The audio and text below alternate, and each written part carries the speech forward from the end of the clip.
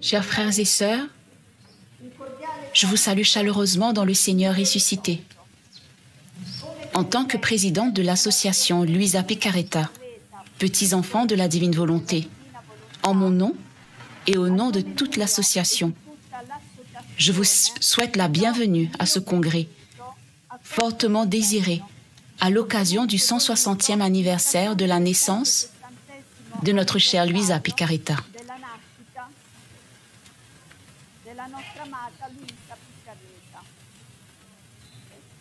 Est-ce que vous m'entendez bien dans les casques? Ok. J'exprime ma gratitude et ma bienvenue à son Excellence, Monseigneur Patricio Buzon, évêque aux Philippines. S'il peut se lever.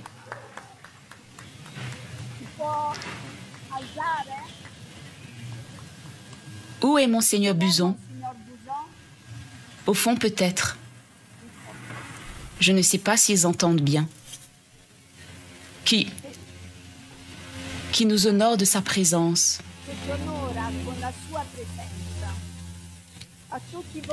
À vous tous prêtres ici présents, le Père Luigi Borriello, le Père Gabriel Marie, le Père David Patron, Don Marco Canavo, le Père Carlos Macio, Eison Raymond,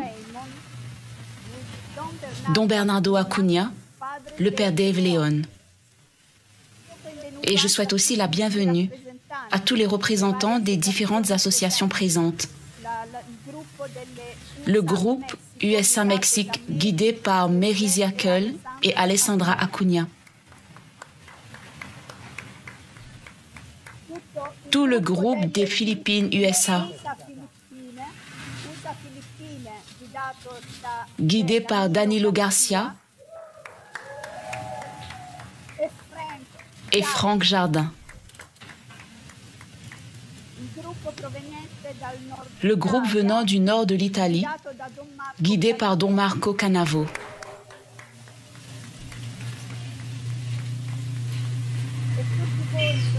Et à vous tous, frères et sœurs, consacrés aux laïcs, venus de plusieurs régions d'Italie.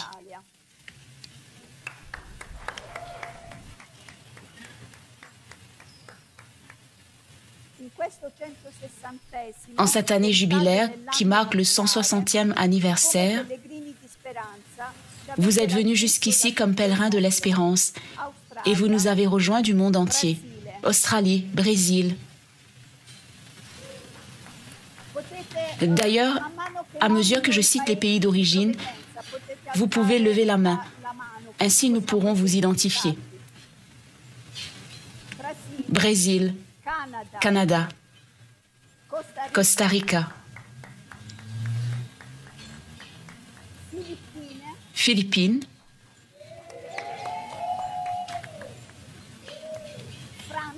France,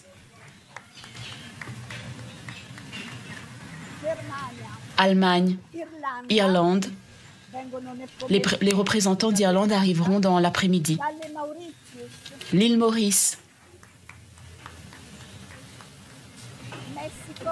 Mexique, Pologne, Royaume-Uni, Espagne, Suisse, États-Unis,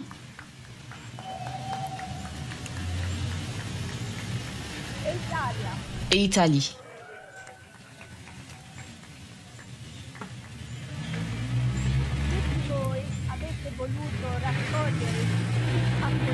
Vous avez tous désiré vous rassembler ici à Corato et cela exprime pleinement le titre que nous avons voulu donner à ce congrès. La divine volonté, source d'unité. Jésus dit à Luisa, « Vivre dans ma volonté, c'est posséder la source de l'unité, de la lumière de ma volonté, avec toute la plénitude des effets qu'elle contient. » Et c'est précisément le vœu que je vous adresse, que ces jours de réflexion, de dialogue, de rencontre soient une occasion de croissance spirituelle, d'enrichissement personnel et de communion fraternelle, et que ces jours nous aident à devenir toujours davantage une famille, la grande famille de la divine volonté, qui en tant que fille de l'Église, chemine dans l'unité de l'Église, vers la possession de la source d'unité, de la lumière et de sa très sainte volonté. Bienvenue à tous et bon congrès spirituel de l'association de Corato.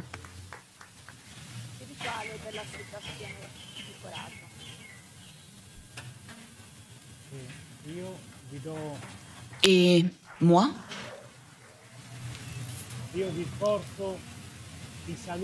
je vous transmets les salutations de l'archevêque de Trani, Monseigneur Leonardo d'Ascenzo, ainsi que celles des prêtres et de vous tous ici présents. Et demain, il sera parmi nous également pour la célébration de l'Eucharistie. Soyez donc tous les bienvenus aussi de sa part. Aujourd'hui est un jour de fête pour nous, même si nous ressentons aussi dans nos cœurs la tristesse liée à la mort de notre cher pape François. Alors, si vous êtes d'accord, je commencerai par une prière en demandant au Seigneur de faire descendre son Saint-Esprit dans nos cœurs maintenant et ainsi d'unir la terre au ciel pour faire de la terre et du ciel une seule et même famille, pas seulement entre nous ici-bas, mais aussi en communion avec le ciel. Le pape François, quant à lui, demeure pour nous ce pont vivant entre la terre et le ciel. Nous croyons encore qu'il garde d'une certaine manière une familiarité avec la terre et qu'il nous aide en ce moment même à faire descendre le paradis ici, sur la terre, au milieu de nous. Alors prions ensemble maintenant. Demandons le don de l'Esprit Saint pour ces jours de rencontres, d'échanges et de fraternité. Invoquons aussi la Vierge Marie afin qu'elle nous accompagne et qu'elle nous donne son Fils.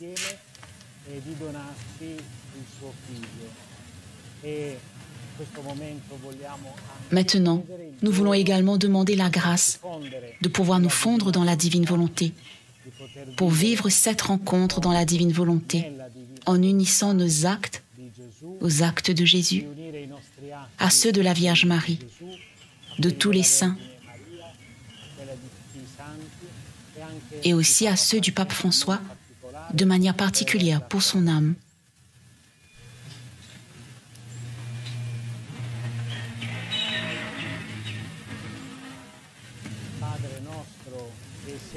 Notre Père, qui es aux cieux, que ton nom soit sanctifié, que ton règne vienne, que ta volonté soit faite sur la terre comme au ciel. Donne-nous aujourd'hui notre pain de ce jour. Pardonne-nous nos offenses, comme nous pardonnons aussi à ceux qui nous ont offensés. Et ne nous laisse pas succomber à la tentation, mais délivre-nous du mal. Amen.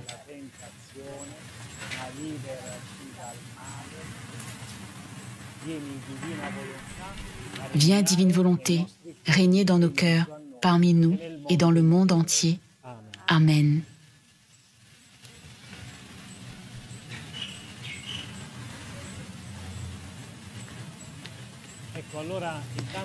Alors, entre-temps, une petite question. Est-ce que tout le monde entend bien dans sa propre langue?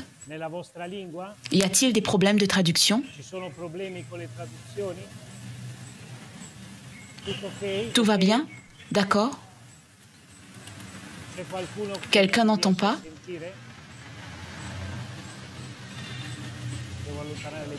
Je dois éloigner le mien. Ok. Pour l'italien, numéro 1. Numéro 1 sur le casque. Je le dis pour les Italiens. Numéro 1 ici sur le casque.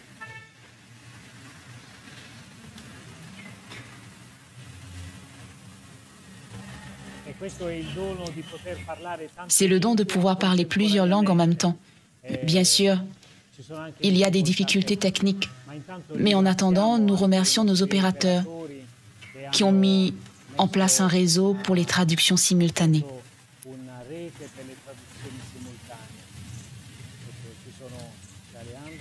Les voici, il y a Leandra, que nous saluons dans la cabine pour l'espagnol. Puis il y a Mary pour l'anglais. Et ici, la famille Ziakel. Jeff est à la console. Beaucoup nous suivront également en direct ou en différé, car toutes ces rencontres sont enregistrées. Un mot maintenant sur le programme de ces journées que vous avez avec vous. Ce matin, il y aura une première session, une première rencontre en plénière. Je prendrai la parole dans un instant avec ma présentation.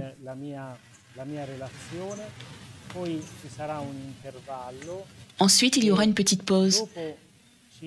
Puis nous nous diviserons en groupes pour un temps de partage guidé. À la fin de la matinée, nous aurons un moment de prière.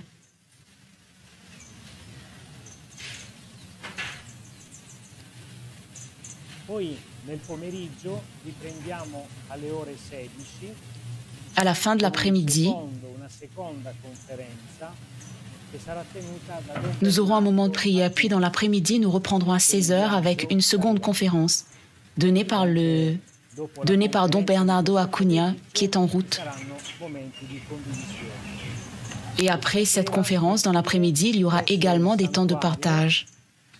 Enfin, ce soir, au sanctuaire, aura lieu l'adoration eucharistique communautaire. Et nous prierons ensemble. Demain matin, il y aura encore une conférence donnée par le Père David Leon, qui est déjà parmi nous. Après la conférence, il y aura à nouveau des temps de partage, puis la prière. L'après-midi, à 16h, nous aurons une rencontre avec l'archevêque, Monseigneur Leonardo d'Ascenso, suivi à 17h30 de la célébration eucharistique au sanctuaire. Après le dîner à 20h30, un moment fort nous unira à toute la ville de Corato. Une procession au flambeau parcourra les rues de la ville en passant par les lieux emblématiques liés à Luisa. Ce sera un temps de prière, de lumière et de communion profonde avec un héritage spirituel. Enfin, le jeudi 24, dernier jour de notre rencontre, sera entièrement dédié à la visite des lieux de vie de Luisa. Et vous aurez la grâce d'être les tout premiers à les découvrir dans leur nouvel aménagement.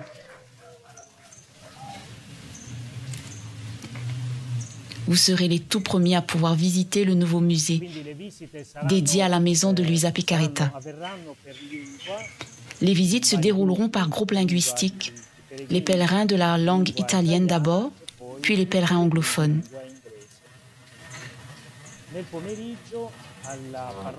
L'après-midi, à la paroisse de Santa Maria Greca, le lieu où Luisa a été inhumée, aura lieu la prière communautaire des 24 heures de la Passion, directement sur la tombe de Luisa.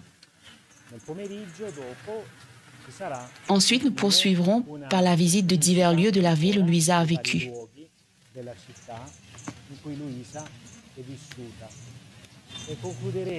Ensuite, nous conclurons cette journée du 24 par une célébration dans l'église mère, la même où Luisa fut baptisée et où se sont également tenues ses funérailles.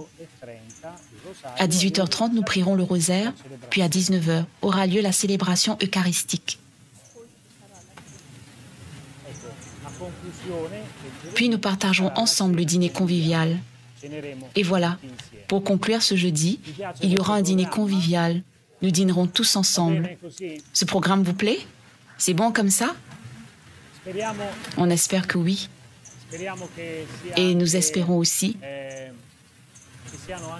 qu'il y aura beaucoup de choses qui ne sont pas écrites ici et que l'Esprit Saint est en train d'organiser pour nous durant ces jours.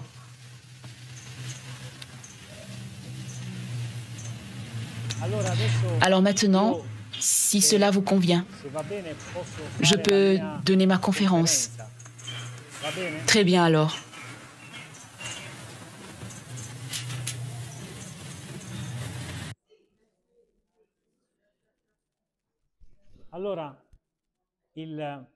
Le titre de ma conférence est La divine volonté, source d'unité, qui est aussi le même thème du congrès. Il m'a été confié le thème de l'unité de la famille de la divine volonté, en écho à ces journées que nous vivons ici à Corato, à l'occasion du 160e anniversaire de la naissance de Luisa Picarreta. La naissance de la servante de Dieu, Luisa Picarreta, est avant tout une occasion de rendre grâce à Dieu pour le don que nous avons reçu, celui de connaître son témoignage de vie sainte et de pouvoir vivre comme elle dans la divine volonté. Beaucoup d'entre nous ont reçu un appel. Pour certains, ce fut comme un éclair, un bouleversement soudain. Pour d'autres, le fruit d'un long cheminement d'approfondissement. Pour d'autres encore, cela a coïncidé avec une redécouverte de leur foi. Pour tous, sans aucun doute, c'est un appel à vivre dans la divine volonté, selon ce que Luisa nous a transmis, par ses actes et ses écrits venus du ciel. Pour ma part, j'ai eu la grâce de découvrir Luisa dans le cadre de ma mission de curé de la paroisse Santa Maria Greca à partir de 2001. J'y ai exercé jusqu'en 2021, 20 années au service de cette communauté.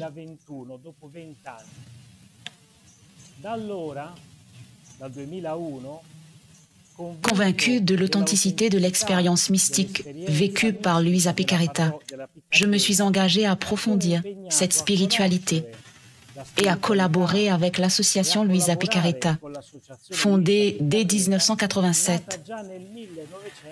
Mon désir profond a toujours été que ce trésor, né dans l'Église et pour l'Église, demeure entre les mains de l'Église.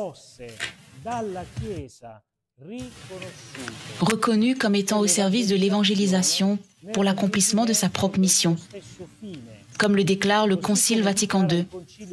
Et je cite ici un passage du Lumen Gentium, la constitution dogmatique, où il est dit « Aussi l'Église, pourvue des dons de son fondateur, est fidèlement appliquée à garder ses préceptes de charité, d'humilité et d'abnégation, reçoit mission d'annoncer le royaume du Christ et de Dieu et de l'instaurer dans toutes les nations, formant de ce royaume le germe et le commencement sur la terre.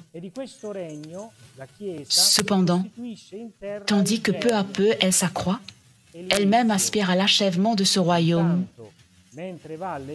en espérant de toutes ses forces et appelant de ses vœux l'heure où elle sera, dans la gloire, réunie à son roi. Ne trouvez-vous pas que ce texte aurait pu être écrit par Luisa elle-même?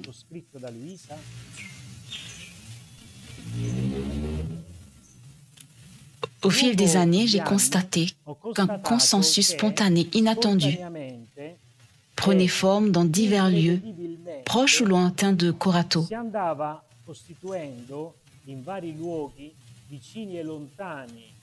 Un accord profond sur la sainteté de vie de Luisa, ainsi qu'un besoin partagé d'approfondir le sens de ses écrits.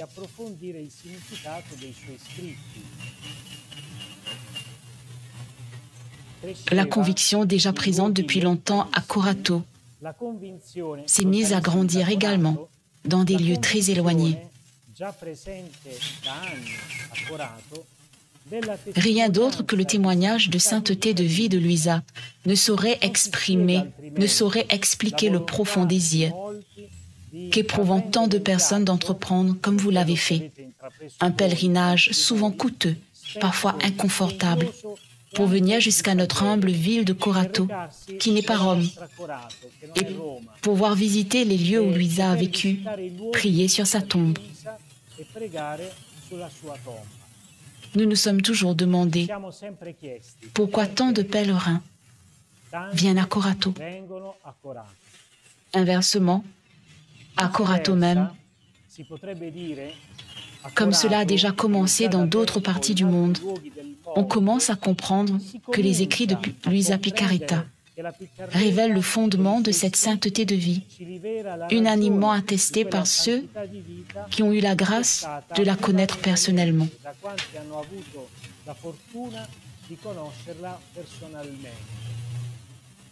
En somme, les Coratains, les habitants de Corato, réalisent de plus en plus que Luisa la Sainte est bien la petite fille de la divine volonté. Inversement, beaucoup de frères et sœurs à travers le monde, en venant à Corato, en ressortent encore plus convaincus. La petite fille de la divine volonté est une fille de l'Église dans laquelle elle a vécu, dans l'obéissance à l'Évangile et pour laquelle elle a offert sa vie par l'écriture et la prière.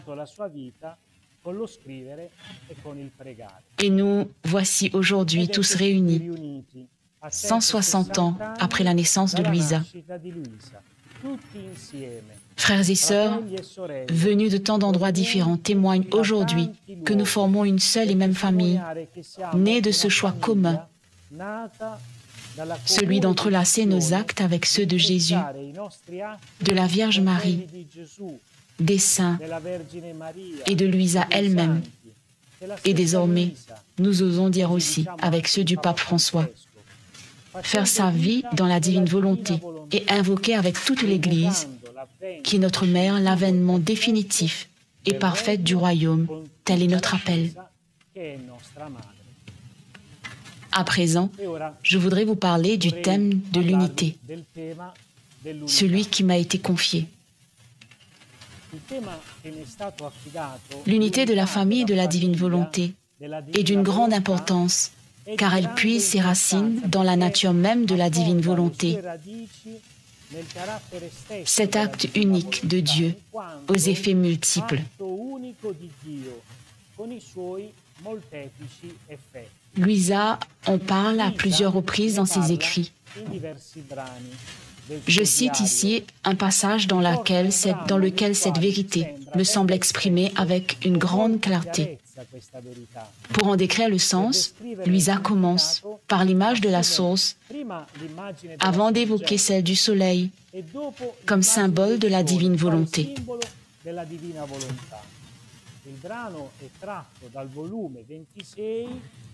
L'extrait tiré du tome 26, daté du 4 juin 1929. Voici les paroles de Luisa. Après quoi je faisais ma ronde dans le Diva Fiat.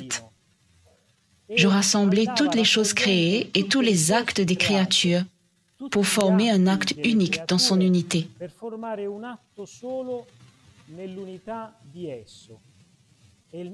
Mon aimable Jésus ajouta, « Ma fille, seule ma divine volonté possède l'acte unique.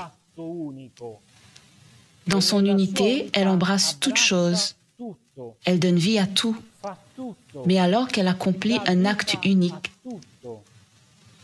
cet acte possède la source de tous les actes ensemble, de telle sorte que tout en étant les effets de l'acte unique, ils se répandent dans la création tout entière et ils descendent pour le bien des créatures, tels des actes réels.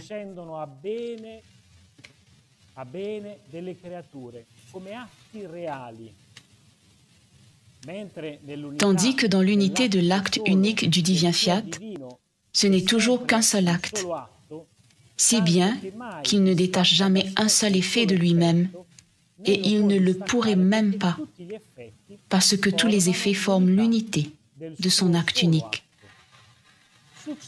C'est ce qui se passe avec le soleil. Une est la lumière, un est l'acte de lumière qui l'envoie continuellement vers la terre. Mais lorsque cette lumière une touche la terre, les effets en sont innombrables et réels. Et cela est si vrai que lorsque la lumière touche la terre, on peut voir les effets se changer en actes et constater la variété des couleurs pour les fleurs, la diversité des saveurs pour les fruits et bien d'autres choses. Le soleil a-t-il alors perdu ne serait-ce qu'un seul des nombreux effets qu'il a, en acte réel, communiqués à la terre? Oh non, jalousement il les conserve en son acte unique de lumière. D'autant plus que la force et la plénitude de son acte unique de lumière sont formées de tous les actes qu'il possède. Ainsi le soleil, symbole de ma divine volonté, possède d'innombrables effets. Il les donne à la terre, tels des actes réels sans perdre aucun d'entre eux. Et il ne fait toujours qu'un seul acte unique. Si le soleil créé par nous fait cela, bien plus encore ma divine volonté. Voici le texte de Luisa. La divine volonté possède donc la qualité propre de l'unité. Je le répète, la divine volonté possède la qualité de l'unité. De cette unité émanent comme des effets la multiplicité des actes réels, c'est-à-dire tout ce qui existe, y compris chacun d'entre nous, individuellement.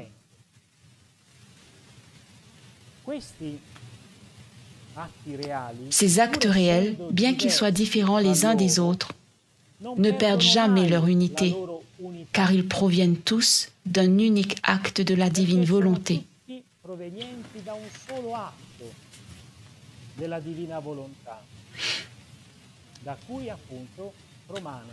Or, ce qui est vrai de la divine volonté ne l'est absolument pas de la volonté humaine,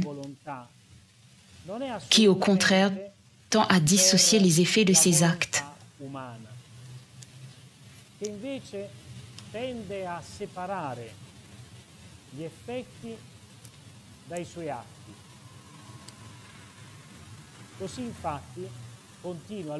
C'est justement ce que Luisa dit dans le passage du tome 26. Ce sont ces paroles que je vais lire maintenant. Jésus continue. « Oh ma fille, en faisant sa volonté, l'homme est sorti de l'unité de la mienne. Et tous ses actes ont perdu cette force de l'unité pour se trouver éparpillés ici et là et divisés entre eux.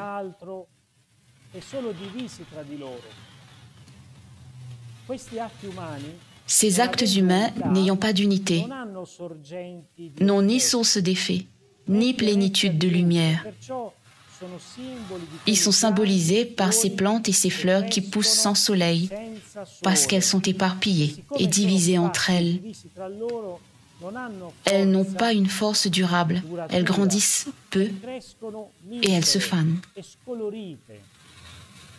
Ainsi, en faisant sa volonté, l'homme perd son unité avec la mienne. Il perd la fontaine de vie, il perd la plénitude de lumière. Et ici s'achèvent les paroles de Luisa. Chers amis, ce passage ne nous fait-il pas penser à l'image que Jésus utilise dans l'Évangile selon saint Jean, lorsqu'il parle de la vigne et des sarments?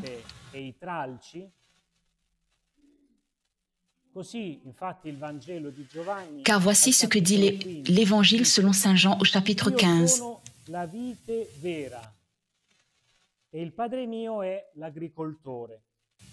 Moi, je suis la vraie vigne, et mon Père est le vigneron. Tout sarment qui est en moi, mais qui ne porte pas de fruit, mon Père l'enlève. Tout sarment qui porte du fruit, il le purifie en le taillant, pour qu'il en porte davantage. Mais vous, déjà vous voici purifiés grâce à la parole que je vous ai dite. Demeurez en moi, comme moi en vous. De même que le sarment ne peut pas porter de fruit par lui-même s'il ne demeure pas sur la vigne, de même vous non plus, si vous ne demeurez pas en moi. Moi je suis la vigne et vous les sarments. Celui qui demeure en moi et en qui je demeure, celui-là porte beaucoup de fruits, car en dehors de moi, vous ne pouvez rien. Si quelqu'un ne demeure pas en moi, il est comme le sarment, jeté dehors, et il se dessèche. Les sarments secs, on les ramasse, on les jette au feu, et ils brûlent.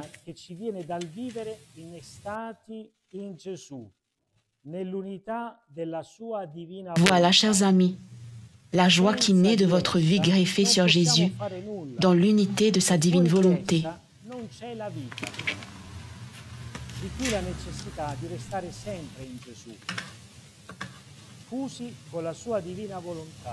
Sans elle, nous ne pouvons rien faire, et en dehors d'elle, il n'y a pas de vie. D'où la nécessité de demeurer toujours en Jésus, fusionné avec sa divine volonté, dans tout ce que nous faisons, dans chacun de nos actes. Notre demeure en Jésus et celle de Jésus en nous, comme source de vie, est précisément le don même de la divine volonté, un don offert à tous. Ce don n'est pas réservé à quelques privilégiés. C'est l'une des plus belles pages des écrits du Concile qui nous le rappelle. Je cite ici un passage de la Constitution pastorale, Gaudium et Spes, sur l'Église dans le monde de ce temps. Voici ce que dit le Concile, et encore là, c'est une page qui semble avoir été écrite par Luisa elle-même. Par l'incarnation, le Fils de Dieu s'est en quelque sorte uni à tout homme. Il a travaillé avec des mains d'homme, il a pensé avec une intelligence d'homme, il a agi avec une volonté d'homme, il a aimé avec un cœur d'homme. Cela est vrai non seulement pour les chrétiens, mais aussi pour toutes les personnes de bonne volonté, dans le cœur desquelles la grâce agit d'une manière invisible. Le Christ, en effet, est mort pour tous, et la vocation ultime de l'homme n'est en réalité qu'une seule, la vocation divine. Il faut donc considérer que l'Esprit Saint donne à chacun la possibilité d'être associé, selon les voies que Dieu connaît, au mystère pascal.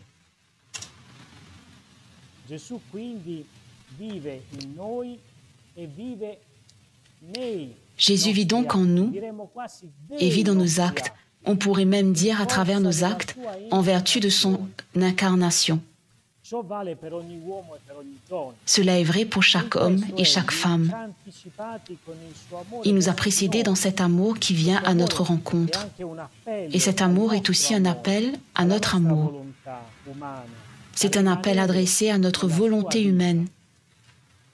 Celui de demeurer en sa vie, de reconnaître en lui la source de notre existence, c'est-à-dire d'accomplir nos actes comme un prolongement des actes mêmes de Jésus et de ramener toute notre activité à son centre pour qu'elle en descende en portant ses effets divins au profit de tous.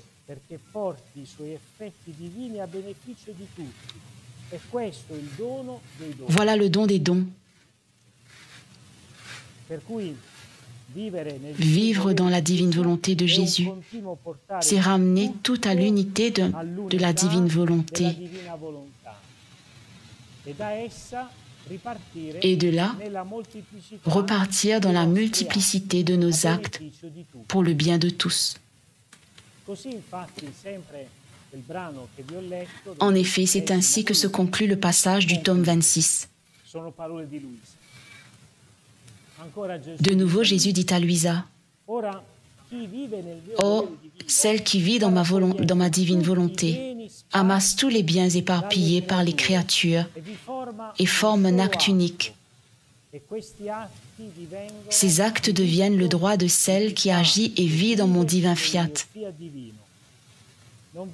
Il n'est pas de bien que celle qui vit dans ma volonté ne puisse prendre. Avec le pourvoi d'ubiquité de ma volonté.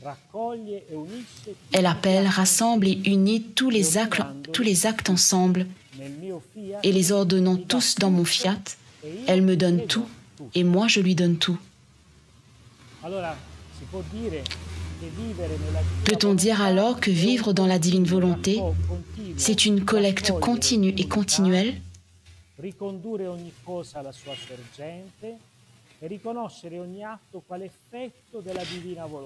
Rassembler dans l'unité, tout ramener à sa source et reconnaître chaque acte comme un effet de la divine volonté.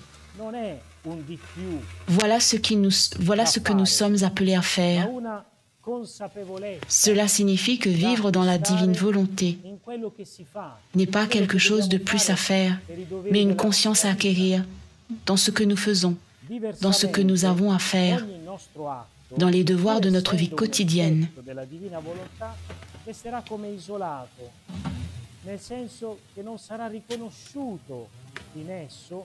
Sinon, chacun de nos actes, bien qu'étant un effet de la divine volonté, risque de rester comme isolé, dans le sens où l'unité de la divine volonté ne sera pas reconnue en lui.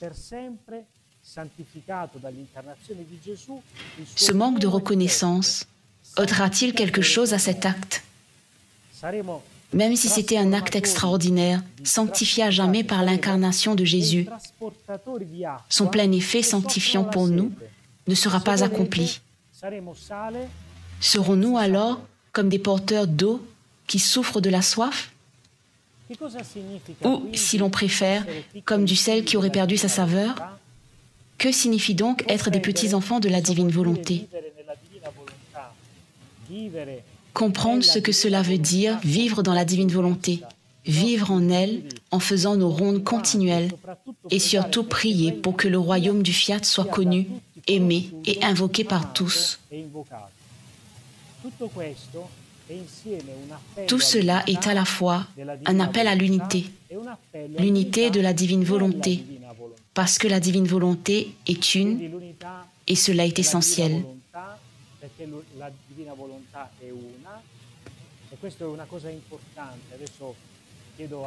Maintenant, je m'adresse au traducteur.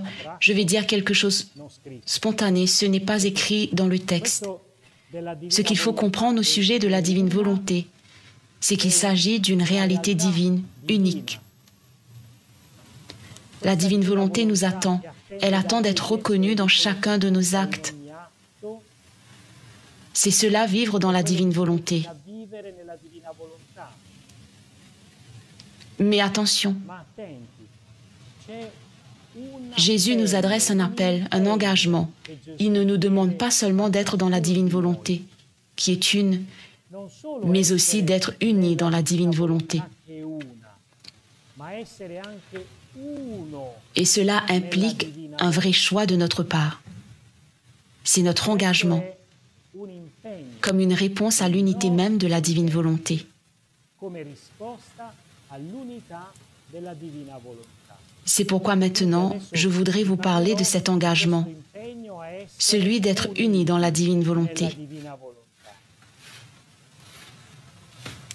Oui, chers amis, notre présence commune aujourd'hui, notre fidélité à nous retrouver là où nous vivons, pour lire ensemble, pour méditer les écrits, pour prier, même lorsque cela se fait à travers les moyens que la technologie nous offre. Tout cela, chaque acte d'union entre nous est déjà une réponse à l'appel de l'unité dans la divine volonté.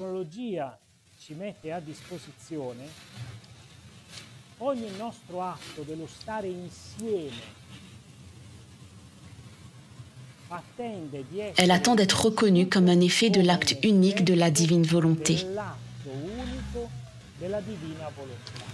Alors maintenant, arrêtons-nous un instant avec notre esprit, avec notre cœur, sur un seul acte, celui d'être ensemble, de marcher ensemble, de lire ensemble, de méditer ensemble, de prier ensemble.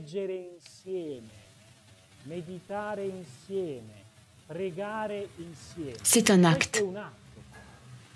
Comment cet acte est-il vécu dans la divine volonté? C'est important. Cet acte de se rassembler et d'être unis doit lui aussi être accompli comme un acte dans la divine volonté, comme tous les autres actes.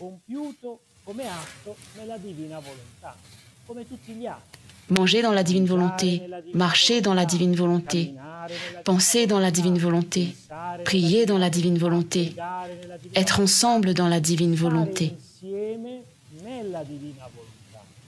L'acte de se rencontrer, d'être ensemble, de partager, de prier ensemble, de se réunir, de s'accorder.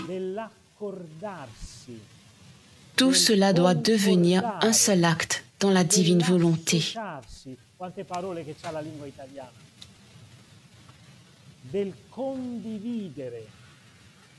S'accorder, s'associer, que de mots offre la langue italienne. Partager, s'accueillir mutuellement. Tant de nuances, tant de mots, chacun avec sa subtilité propre. J'espère que les traducteurs sauront en capter la richesse.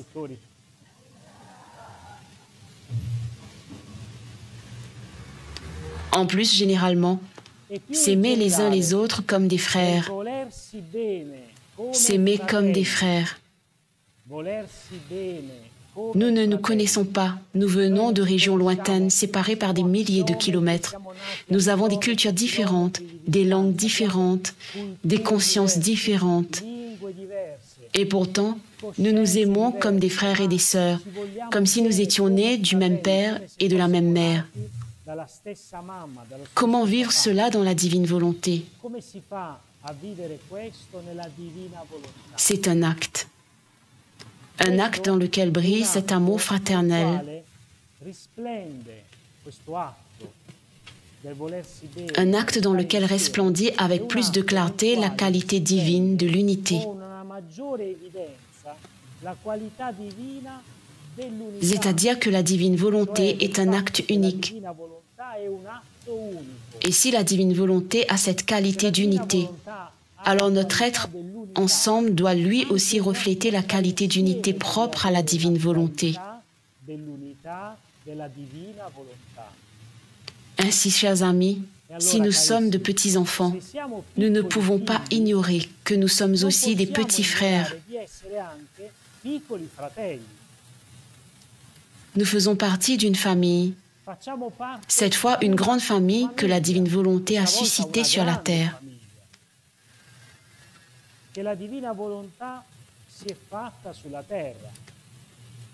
C'est pourquoi notre tendance à être unis est un acte dans lequel resplendit l'unité de la divine volonté.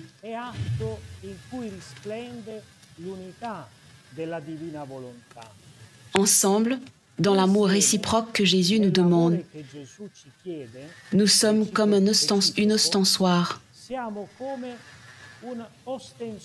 dans lequel est déposée la divine volonté, que nous pouvons adorer dans son unité, celle-là même d'où chacun de nous provient, vers laquelle il tend et vers laquelle va aussi le monde, avec l'humanité tout entière.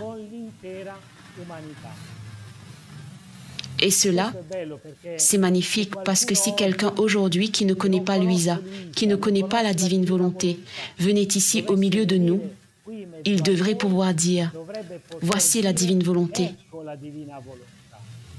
Voici la divine volonté. Voici la famille. Voici un avant-goût du paradis. C'est ainsi que cela doit être. » Nous espérons.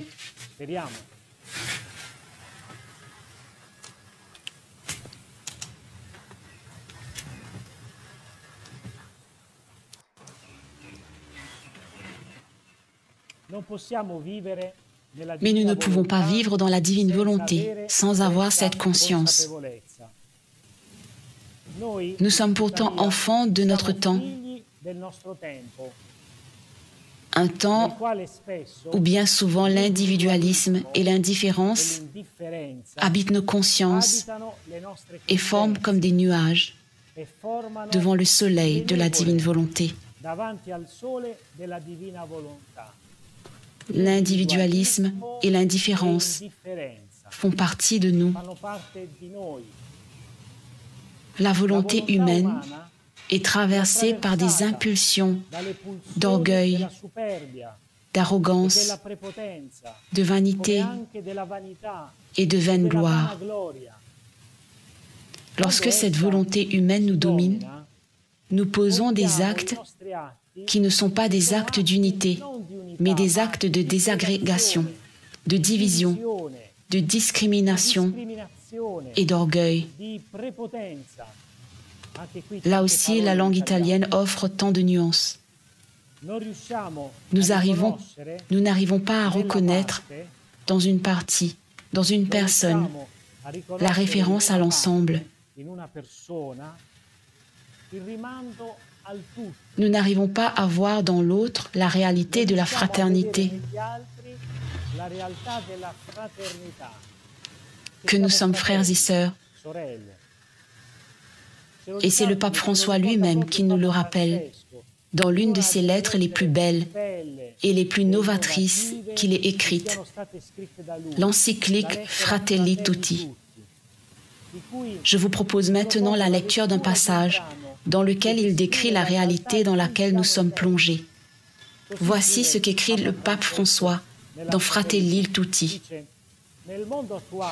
Dans le monde d'aujourd'hui, les sentiments d'appartenance à la même humanité s'affaiblissent et le rêve de construire ensemble la justice ainsi que la paix semble être une utopie d'un autre temps.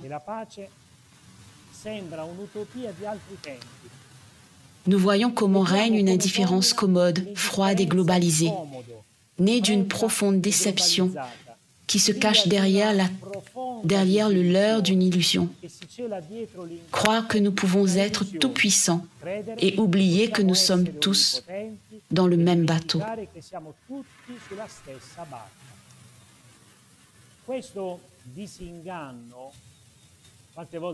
Combien de fois Luisa a-t-elle parlé de désillusion? Cette désillusion qui laisse derrière elle les grands idéaux fraternels conduit à une forme de cynisme. C'est la tentation qui nous guette si nous nous laissons entraîner sur ce chemin de désillusion. L'isolement et le repli sur soi ou sur ses propres intérêts ne sont jamais la voie à suivre pour redonner l'espérance et opérer un renouvellement. Mais c'est la proximité, c'est la culture de la rencontre. Isolement, non. Proximité, oui. Culture de l'affrontement, non. Culture de la rencontre, oui. Et jusqu'ici, ce sont les paroles du pape François. Je reprends maintenant. Mais y a-t-il un paradoxe? Soyons attentifs. Ici, il y a une chose importante à laquelle nous devons être très attentifs.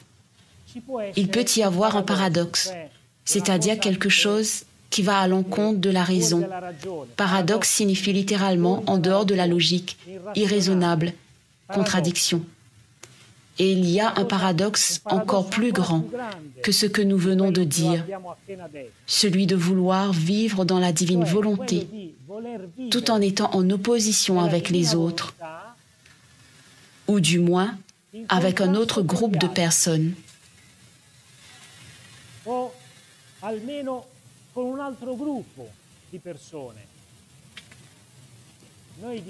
Et pourtant, nous disons souvent dans nos actes, Jésus vient parler en moi. Jésus vient marcher en moi. Mais pouvons-nous dire, Jésus vient voler en moi? Jésus vient tuer en moi. Pouvons-nous dire, Jésus, viens médire en moi? Lorsque je parle mal de quelqu'un, que je dis, ah, cette personne n'est pas bonne, ce groupe n'est pas bon, est-ce que je peux dire à Jésus de faire cela en moi? Non. Par conséquent, l'acte de désunion ne pourra jamais être un acte de la divine volonté, dans la divine volonté.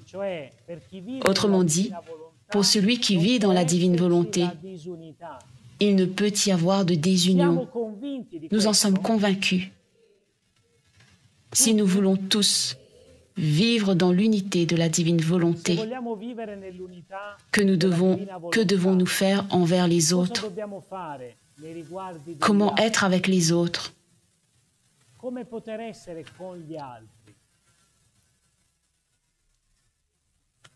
Ce serait un paradoxe de vouloir vivre dans la divine volonté tout en étant en opposition avec d'autres, quelle qu'en soit la raison, même sous prétexte que d'autres comprennent ou vivent la divine volonté autrement que nous.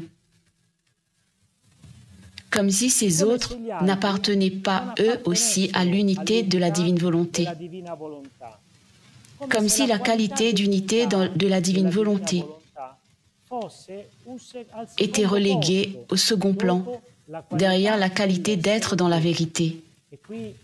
Et là, il faut être attentif. Oui, il faut être très attentif. La divine volonté possède l'unité parfaite et elle est vérité en elle-même. Et la vérité ne vient pas après l'unité. Elle l'accompagne, elle l'habite, elles vont ensemble, elles ne font qu'un. Mais parfois, une certaine présomption peut apparaître, celle de croire que l'on connaît la divine volonté plus authentiquement que les autres. Il y a des personnes qui disent « Moi, je sais tout sur la divine volonté et je la connais mieux que les autres. Je ne sais pas si cela se produit ici, mais chez nous, ça arrive. » On agit comme si la vérité était plus importante que l'unité, comme si la vérité passait avant l'unité.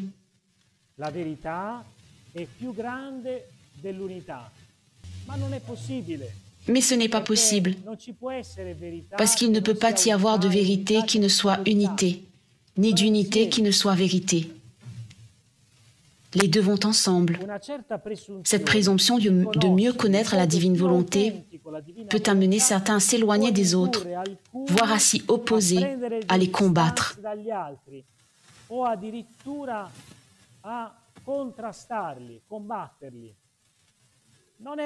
Et pourtant, ce n'est pas une question de différence de compréhension. Même s'il est naturel que nos manières de comprendre soient diverses et multiples. Il n'y a aucun doute là-dessus. Chacun de nous peut dire et comprendre des choses différentes. Ce n'est pas un problème, aucun problème. Mais lorsque notre manière de comprendre devient une cause de confrontation, ce n'est plus simplement une question de diversité d'interprétation possible de la divine volonté.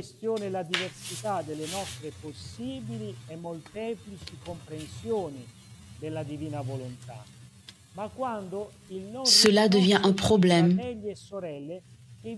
quand nous ne nous reconnaissons plus comme des frères et sœurs unis dans la divine volonté, quand nous cherchons à imposer une vision, à disqualifier ceux qui ne pensent pas comme nous, quand nous traitons avec froideur ceux qui n'appartiennent pas à notre groupe.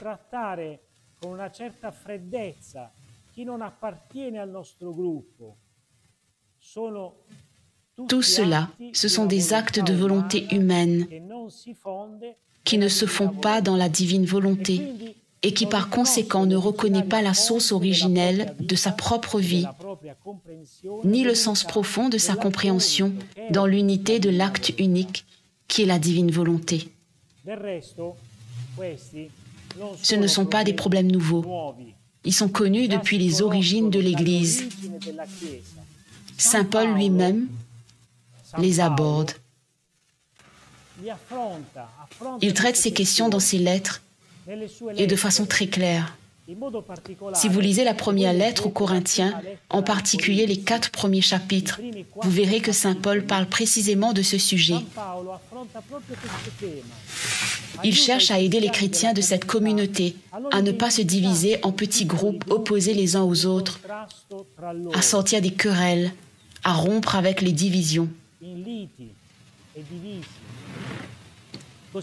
Et voici ce que dit Saint Paul.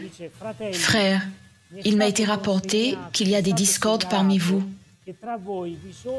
Je veux dire par là que chacun de vous déclare « Moi je suis à Paul, et moi à Apollo, et moi à Képhas, et moi au Christ.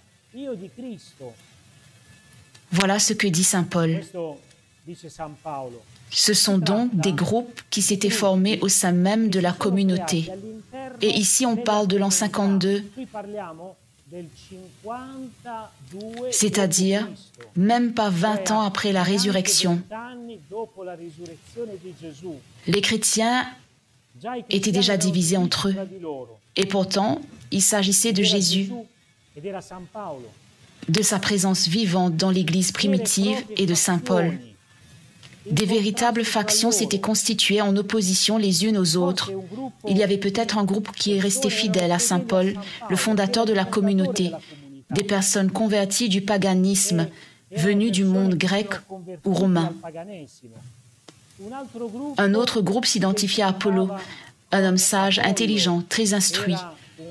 Le christianisme d'Apollo était très cultivé, très intellectuel. C'est peut-être lui qui, après le départ de Paul, avait reçu beaucoup d'adhésion dans la communauté. Un troisième groupe, probablement formé de chrétiens d'origine juive, s'identifiait à la personne de Képhas, c'est-à-dire Pierre. Et pourtant, il est clair que Paul, Apollo et Képhas n'étaient pas en conflit entre eux. Ils ne se disputaient pas. Ce sont ceux qui les suivaient, qui ont utilisé leur nom pour justifier leur division. Ce sont ceux qui les suivaient, qui ont utilisé leur nom pour justifier leur division, et c'est entre les groupes que sont nées les querelles. Paul, Apollo et Képhas ne se disputaient pas entre eux, mais leurs partisans, oui. Ceux qui les suivaient utilisaient ces noms de leaders comme des étiquettes. Saint Paul fait tout ce qu'il peut. Dans sa lettre, il utilise plusieurs arguments pour aider la communauté à retrouver son unité, une unité fondée sur le mystère de la mort et de la résurrection de Jésus. C'est une sagesse divine, différente de la sagesse humaine du monde, comme le disait Louisa, la divine volonté. Les animateurs de la communauté, Paul, Pierre, Apollo, ce sont des collaborateurs de Dieu, nous dit saint Paul, des ouvriers chargés de semer dans le champ et de bâtir l'édifice qu'est la communauté de Dieu.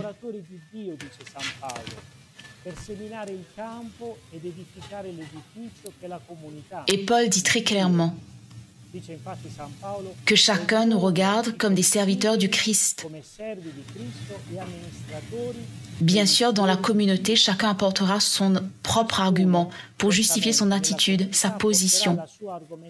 Saint Paul, en conclusion, propose un critère décisif pour discerner, celui de la réalité.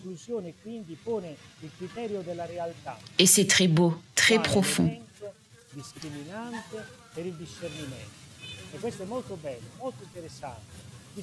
Voici ce que dit saint Paul aux Corinthiens. Je viendrai bientôt vous voir si le Seigneur le permet, et je verrai non pas les discours de ceux qui s'enflent d'orgueil, mais ceux qu'ils sont capables de faire vraiment. Et cette phrase est importante, car le royaume de Dieu, dit saint Paul, ne consiste pas en paroles, mais en puissance.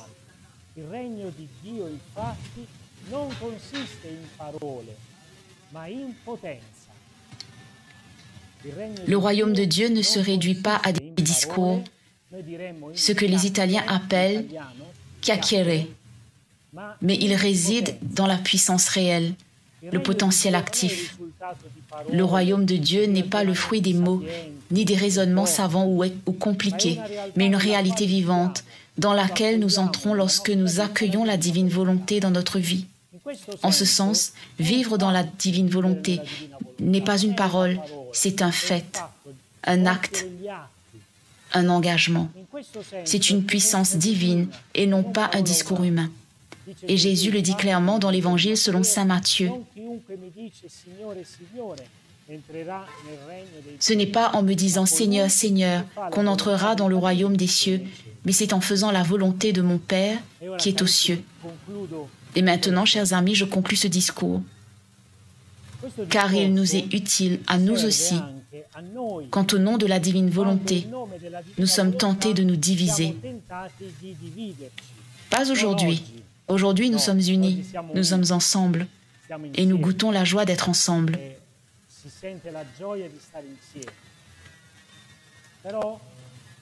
Mais dans différentes régions du monde, nous entendons que les groupes ne sont pas toujours unis. Il y a parfois des querelles, des oppositions, surtout lorsque, dans nos groupes, circulent des idées, des raisonnements, des doctrines humaines qui n'ont rien à voir avec l'Évangile, ni avec la doctrine de l'Église. C'est là que réside le danger. Parfois, et je le dis avec beaucoup de respect, ce sont même des prêtres qui introduisent des fausses doctrines qui n'ont rien à voir avec la divine volonté, mais qui ne sont que des convictions personnelles.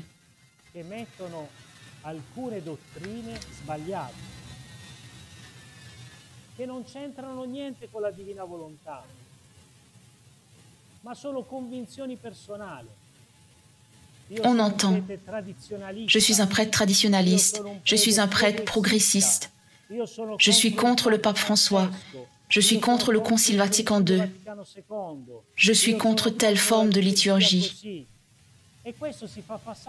Et on fait passer tout cela pour la divine volonté. Mais ce discours n'a rien à voir avec Luisa, ni avec la divine volonté. Soyons vigilants. Pourquoi nous disputons-nous? Si c'était à propos de la doctrine de Luisa, encore. Mais non, nos querelles portent sur ces autres sujets. Et c'est important de le reconnaître. Dans certains cas, on en vient à croire qu'on peut même trouver un fondement à ce type de raisonnement, alors qu'il n'en est rien. Dans les écrits de Luisa, on peut lire certains passages du livre du ciel, mais attention, si l'on ne prend ni le contexte dans lequel elle a écrit, ni surtout ce qu'elle a témoigné par sa vie, on risque de tout fausser. Alors je pose une question. Trouvez-moi un seul passage dans les écrits où Luisa parle mal du pape. Un seul.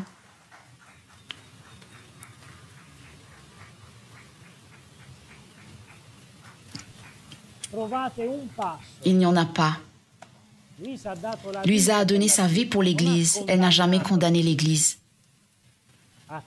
Soyons prudents. On ne peut pas utiliser ces écrits pour justifier nos propres positions théologiques, car ce ne sont que des convictions théologiques personnelles, c'est-à-dire le fruit de notre propre intelligence, de nos raisonnements, de notre étude humaine, et non de la divine volonté.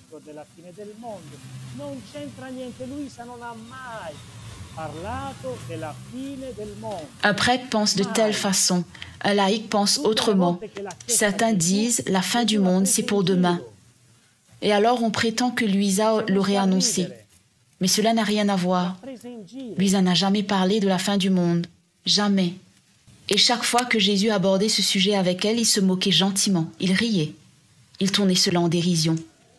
On ne peut pas non plus utiliser ces écrits pour justifier des convictions théologiques inacceptables en les présentant comme des nouveautés attribuables à la pensée de Luisa. Chers amis, je vous invite tous à recentrer nos pensées et nos discours sur Jésus. Il est le centre, Jésus l'homme, Jésus le Dieu vivant.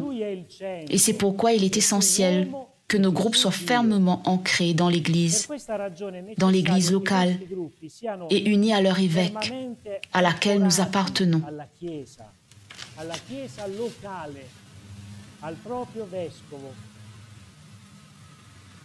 Nous offrons aux évêques, et c'est une grande joie d'avoir un évêque parmi nous aujourd'hui, une grande joie. Nous leur offrons ainsi qu'aux prêtres, avec humilité et obéissance, le témoignage d'une vie de service à la communauté chrétienne.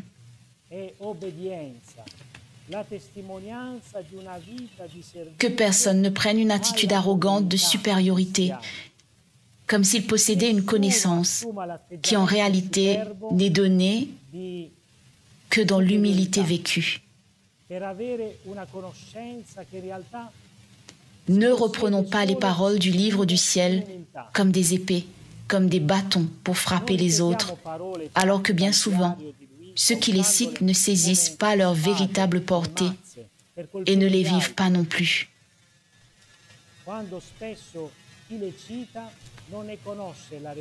Il n'est pas nécessaire de parler autant que moi aujourd'hui. Il n'est pas nécessaire de parler autant. En réalité, Luisa a beaucoup écrit. Elle a beaucoup écrit par obéissance, mais elle ne parlait pas. Elle ne parlait pas. Sinon, quelques allusions discrètes et toujours dans la plus grande réserve. Ceux qui l'ont connue disent qu'il fallait tendre l'oreille pour l'écouter, car elle parlait à voix basse. Elle ne haussait jamais le ton, toujours doucement, peu de mots.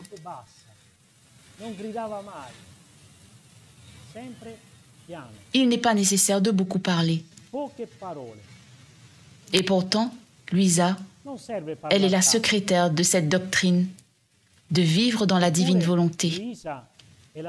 Avec cela, je ne veux décourager personne, ni ceux qui s'engagent à diffuser ces écrits, ni ceux qui veulent aider leurs frères et sœurs à les comprendre.